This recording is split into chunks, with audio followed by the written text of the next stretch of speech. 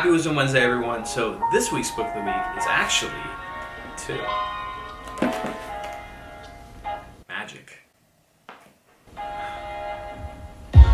So this week's book of the week is actually the Gulag Archipelago, and I'm actually mind-looming it with Viktor Frankl's Man's Search for Meaning. The reason I decided to do this is that with the current coronavirus pandemic, a lot of people have been forced into staying at home, and it's been very difficult on people, especially those who have children at home, perhaps have been unemployed, and are really going through hard times. And so I felt that it was important for me to share some really powerful lessons of history in terms of how to frame the situation and not only make the most of it, perhaps even have a shift in not only mindset, but spirit and psychology. Now, with that being said, let's start with Viktor Frankl's Man's Search for Meaning. Now, Frankl once described in the book that when we're no longer able to change a situation, we look to change ourselves. Now, before you even realize what that quote means, your mind immediately registers it as something that's profound. Now, Viktor Frankl was a psychiatrist and a neurologist that survived in Auschwitz, which is a Nazi concentration camp during World War II. And he wrote this book to describe what his daily life was like in these concentration camps and the types of psychology that he observed, but more importantly to also, in the second half of his book, introduce this concept around logotherapy. Now, according to Frankl, the way a prisoner imagined his future actually impacted his longevity and whether he was going to survive. You see, to survive, a lot of prisoners, because of how absolutely horrendous and atrocious those conditions were and the fact that they were suffering and being worked to death, used humor just to get through the day. The other thing they ended up using was curiosity. You see, they used curiosity as to wondering about what the events were going to lead and if they would actually make it through the day. And this happened to Frankl because he became, after having this very cynical and dark humor develop, because what else are you going to do in a situation like that? He started to become very curious as to whether he's going to actually survive. And what he noticed as he paid attention to himself and his mind over the next few weeks was that his body and mind were able to take a tremendous amount of punishment and suffering, a lot more than he would have ever imagined, and he saw the same thing with other prisoners. What was even more strange to him was that the prisoners that seemed physically tough, robust, powerful, they were the ones who actually suffered the most and died very quickly, and the ones who seemed weak and frail and everything, for some reason actually lasted and survived. And it was very confusing to him until he started to think more about it. When he talked to some of these prisoners, he realized that they had a mind that no one can get access to. They could take away, the prison guards could take away their humanity, take away their privacy, all these things, but they could not take away their minds, and they had an inner mind to retreat to, almost like a temple, a safe place. And while suffering was of pretty much a daily occurrence, the way they decided to look at what that suffering meant is what gave them longevity. And it was almost kind of like a game, very much similar to this plot in a very famous movie called Life is Beautiful, where the protagonist, Guido, who is a Jewish Italian shoemaker in a Nazi concentration camp with his son, decides to play a game. Guido decides is to protect his son from the atrocities of the camp. He decides to tell his son that it's all a game. Gibt es hier einen Italiener, der Deutsch spricht? Che ha detto? Cerca uno che parla tedesco, spiega tutte le regole del gioco. Chi sei, tedesco? No.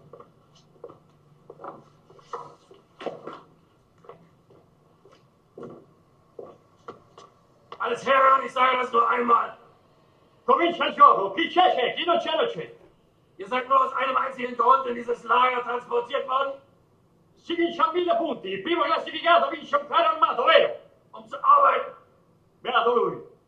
Jeder Versuch der Sabotage wird mit dem sofortigen Tod bestraft.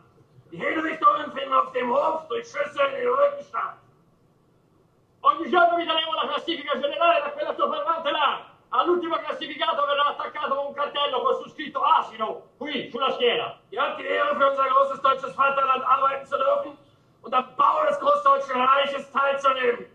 Noi facciamo la parte di quelli cattivi che urlano. Chi ha paura perde punti. 3 Grundregeln solltet ihr nie vergessen. Erstens, versuche nicht zu fliehen. Zweitens, folge jedem Befehl ohne Fragen. Drittens, jeder Versuch eines Aufstandes wird mit dem Tod durch Erhängen bestraft. Ist das klar? In 3 casi si perdono tutti i punti. Li perdono. 1. Quelli che si mettono a piangere. 2. Quelli che vogliono vedere la mamma. 3. Quelli che hanno fame e vogliono la merendina. Scordatevela! Ihr solltet glücklich sein, hier arbeiten zu dürfen. Es wird niemandem etwas geschehen, der die Vorschriften befolgt. È molto facile perdere punti per la fame. Io stesso ieri ho perso 40 punti perché volevo a tutti i costi un panino con la marmellata. Gehorsam können ist alles. Dal Bigocche. Und noch etwas. Lui di Frankl. Bei diesem Pfiff, alles raus auf den Hof, aber schnell. Ah, non cedete i lecca perché non ve li danno. Ce li mangiamo tutti noi. Antreten in Zweierreihe. Io ieri ho mangiati 20. Schweigend. Un mal di pancia. Jeden Morgen. Però erano buoni. Ist Appell. Lascia fare. So, das wollte ich euch noch sagen. Dort hinten werdet ihr arbeiten. Ihr werdet die Dimensionen des Lagers leicht begreifen. Scusate se vado di fretta, ma oggi sto giocando a nascondino. Ora vado, se no mi fanno tana.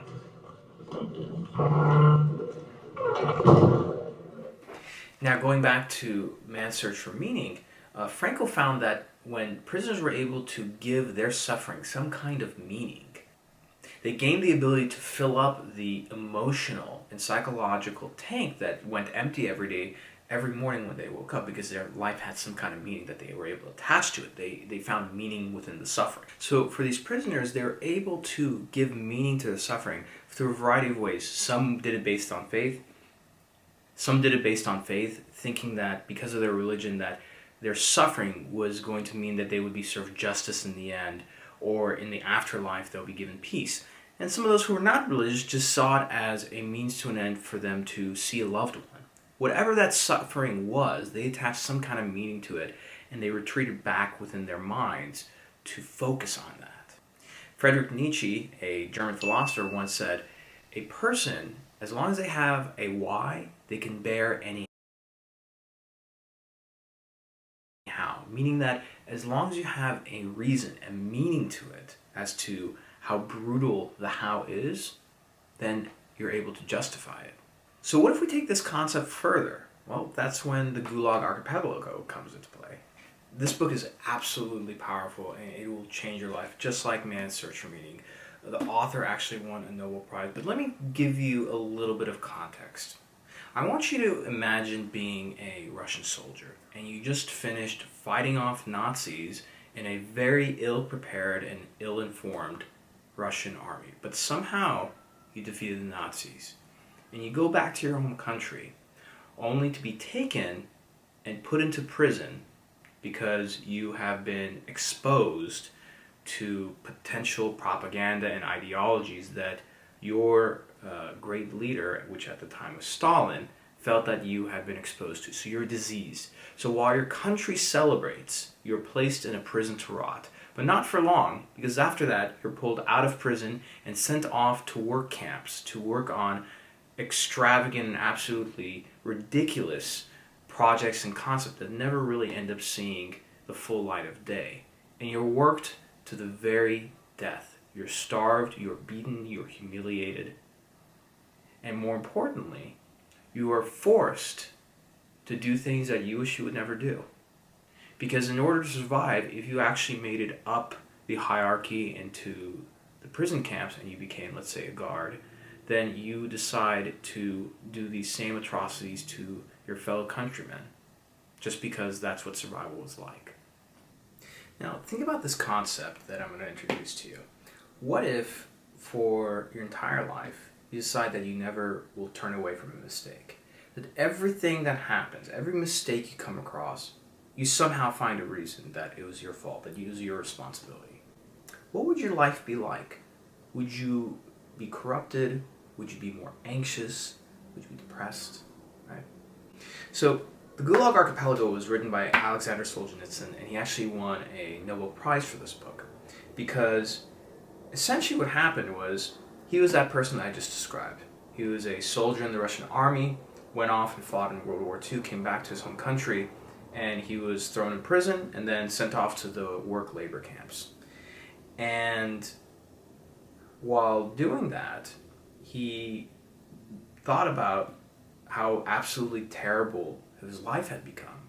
Because, he was this decorated officer, and he had worked and sacrificed for his country, and he was stripped of his rank and everything, and thrown in this camp to essentially be worked to death. And so he thought to himself, well, this is a really shitty situation that I'm in. This is terrible. How did this happen to me?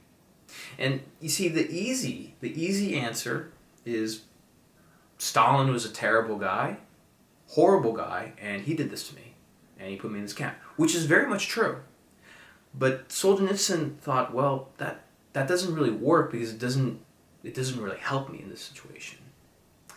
And so then he thought, well, what if I go back in my life and I comb over every single detail, every single thing, and think to myself, not based on a moral code, because back then during communist times under the Soviet Union, there really was any moral code. There was none.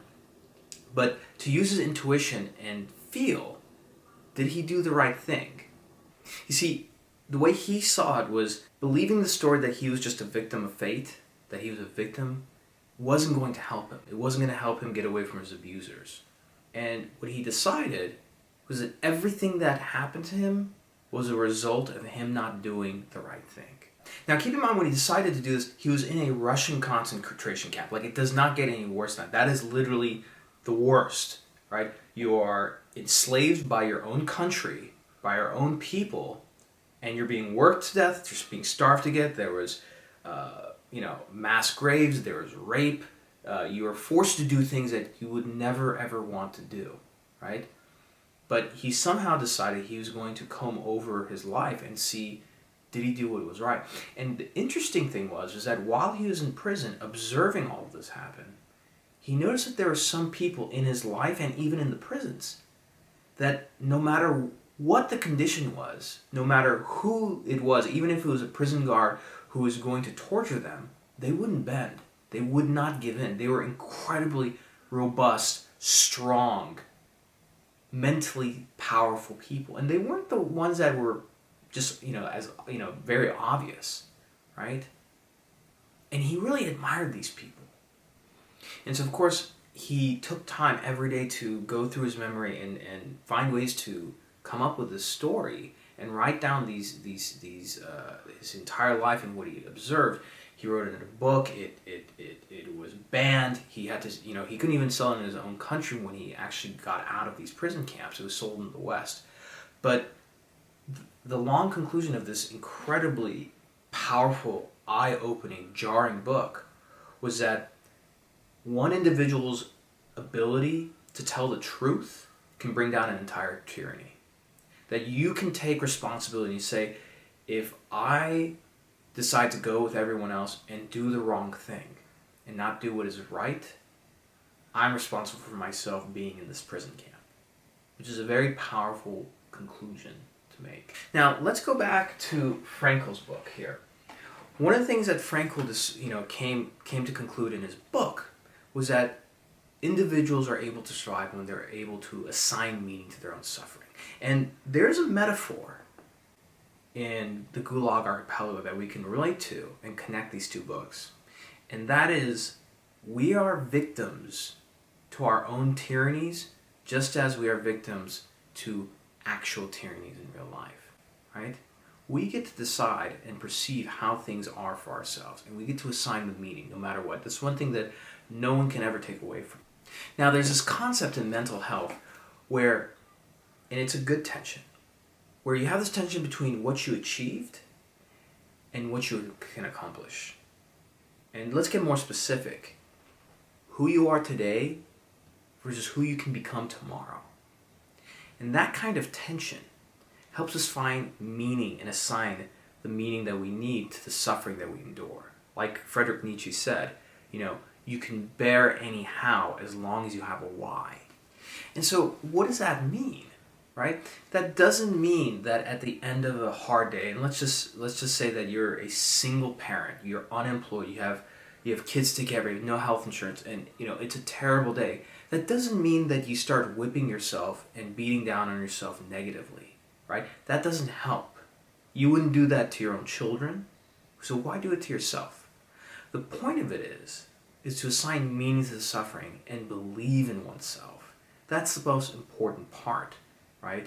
Is to have some kind of belief, a meaning to it, and more importantly, the ability to visualize the kind of result that you want. More often than not, we always visualize at the end of an event or the end of any kind of project, right? Whether it's, let's say, finding a job, getting out of unemployment, getting healthy, all those things. We always like to think about the worst case scenarios. We like to think about the bad stuff because we're worried. We want to make sure we avoid those things. But by putting focus there, a lot of times that's where we end up materializing what we don't want, right? And we have to go back to that concept, to that tension of who you are today and who not only you want to be tomorrow, but who you could become, right? Because it's only a matter of starting out by visualizing in your mind. And I know that a lot of people are going to get turned off by this concept, right? And give me a second, I need to put these on the shelf because I need my hands to talk. The point is that when we're able to put focus on the things that we want, the idea is it starts within the mind and then you start acting and moving towards it, right? So think about this. If you're playing a sport and your goal is to try and score a touchdown and you focus on catching the ball and running towards the end zone, you'll be able to accomplish it. If you focus on dropping the ball, you're probably going to drop the ball. It's a simple concept that could be applied to a lot of areas of life. So what does that mean for somebody like you? Well, maybe that just means you being a great mother or father for the day, being a great spouse, a resilient entrepreneur, right? A responsible and dependable employee. Whatever that archetype is, be that person, and you can find ways to start assuming that responsibility. And the concepts that I pull out of these books is that it's not so much about self-esteem. Yes, it's, self-love is important, right? You do have to have love for yourself, but more importantly, it goes back to that tension of who you are today and who you can become tomorrow. And it's more specifically rooted in self-respect. The self-respect that you can say, I know who I am today, but this is who I can be tomorrow. And the most important thing that I tell people is that not to make the comparisons between you and someone else. The best comparison is who you are today versus who you were yesterday. Are you better or are you worse? And I know that's a hard truth to come by, but sometimes we have to have the self-respect and responsibility and the discipline to do that.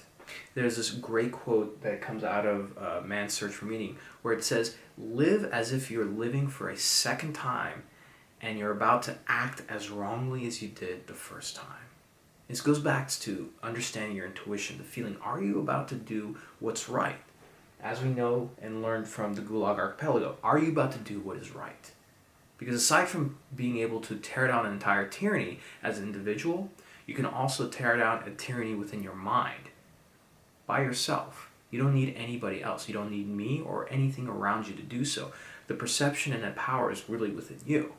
Now finally, with Man's Search for Meaning, at the very end, Frankl introduces this concept of logotherapy, which means finding the ways to assign meaning to one's life. And he talks about this in an analogy where it's the difference between being a painter and an ophthalmologist, an eye specialist. A painter will paint out and focus us on what the painter wants us to see within a certain view, right? It's very limited and it's subjective. Versus an ophthalmologist broadens and widens our scope so we can actually see the world the way it really is, right? And so within this current pandemic, yes, these things are bad, but is there a way that we can broaden the scope, the spectrum of how you're looking at it? That perhaps even you might have the worst case scenarios. Is there a way that you can assign meaning to it? Is there a way that you can say, I lost my job, I'm unemployed now, but that means that I can go find an even better job, make even more money, right? Perhaps you're an entrepreneur, you fell into hard times and you're struggling. Maybe you say, you know what, this coronavirus happened because it's causing me to evolve my business. So of course, there's always the reality of things, but reality is a lot more subjective than you realize, because again, you have the choice to assign what meaning that has. When I went through some of the most difficult times in my life, whether it was when I left and dropped out of medical school and I literally had no way to make money, no idea what to do, when I've lost family members and deaths, or a variety of things that have gone wrong in my life, the times that were most empowering to me were not when I felt that I was a victim of fate, but more specifically, I assigned meaning to it and decided that I somehow had a responsibility and a hand in whatever happened to me, as unfair and out of the blue it may have been, because that's when I felt most empowered. Because I felt that I had the power to decide my fate, and I had the power to take action and assign what meaning I had to it. So even in these concentration camps, in both the Man's Search for Meaning and the Gulag Archipelago, these men watched their comrades, other prisoners, act like absolute monsters. And they also saw some who acted like absolute saints. And so it's within us and within you and me and everyone else that we get a choice. We get a choice of how we get to perceive things. We get a choice how to act, and we get to decide what our fate will be. And it's a lot more, a lot more in your hands than you realize. It's within me and it's within you and everyone else where we get to decide what the meaning that we assign is. Even those who I had the pleasure of meeting in the past who were afflicted with a terrible debilitating disease assigned meaning to their life. And even though they were dying, they found ways to assign meaning to it, and more importantly, reframe it, right? And I think that's all you can really do. And so I think when you take yourselves out of the position of being a victim of fate and in the position of saying that you have responsibility, right? And perhaps the circumstances were unfair, they were unlucky and terrible, but you have a way to pull yourself out of it. And you do that not by, of course, beating yourself up and being negative, but having self-respect. And again, going back to the attention, saying, this is who I am today. I might be unemployed, unhealthy, in debt, etc., etc., etc. But I know who I can become, and it's not going to be something here. It's going to be something that's up here, right? So, with that said, happy Wisdom Wednesday, everyone. Thank you so much for your support on these videos and my content. I love hearing from you all. I love getting on the phone and chatting with you with whatever time I have. But most importantly, take care of yourselves during this pandemic. Have the right mindset. Will you come out of this thing with a better mindset, better attitude, maybe a new skill, a new system, new something, right? Look at this as an opportunity. Within chaos, there is opportunity for order. So, as always, I'll see you next week.